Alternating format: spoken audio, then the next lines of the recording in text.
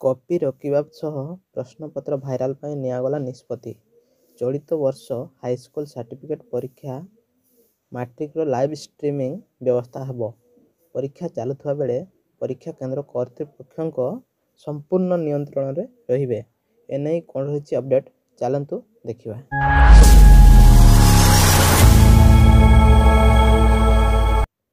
Matric ପରୀକ୍ଷାରେ copy ରୋକିବା ସହ ପ୍ରଶ୍ନପତ୍ର ଭାଇରାଲ୍ ଭଳି ନିୟମିତତାକୁ ପ୍ରତିହତ କରିବା ପାଇଁ ମାଧ୍ୟମିକ ଶିକ୍ଷା ପରିଷଦ ବୋର୍ଡ କର୍ତ୍ତୃପକ୍ଷ ଏଭଳି ବୈଷୟିକ ବ୍ୟବସ୍ଥା କାର୍ଯ୍ୟକାରୀ କରିବାକୁ ଉଦ୍ୟମ ଆରମ୍ଭ କରିଛନ୍ତି।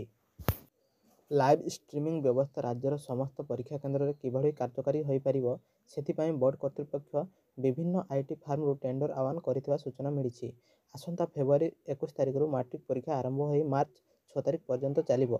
ରାଜ୍ୟର ପ୍ରାୟ 5.5 ଲକ୍ଷରୁ ଅଧିକ ଛାତ୍ରଛାତ୍ରୀ ପ୍ରାୟ 3,000 ପରୀକ୍ଷା କେନ୍ଦ୍ରରେ ପରୀକ୍ଷା ଦେବେ।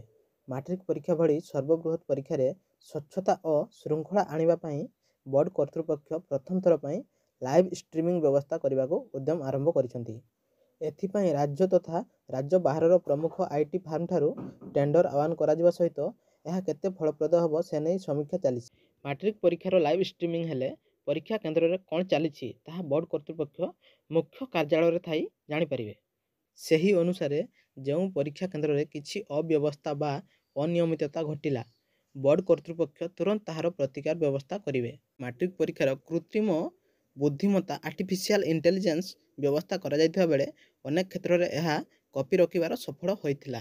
ଚଳିତ ବର୍ଷ ନୂଆକରି ଲାଇଭ୍ ଷ୍ଟ୍ରିମିଂ ବ୍ୟବସ୍ଥା କେତେ ଫଳପ୍ରଦ ହେବ ସେ ନେଇ ବୋର୍ଡ ପକ୍ଷରୁ ଆଲୋଚନା ଚାଲିଛି।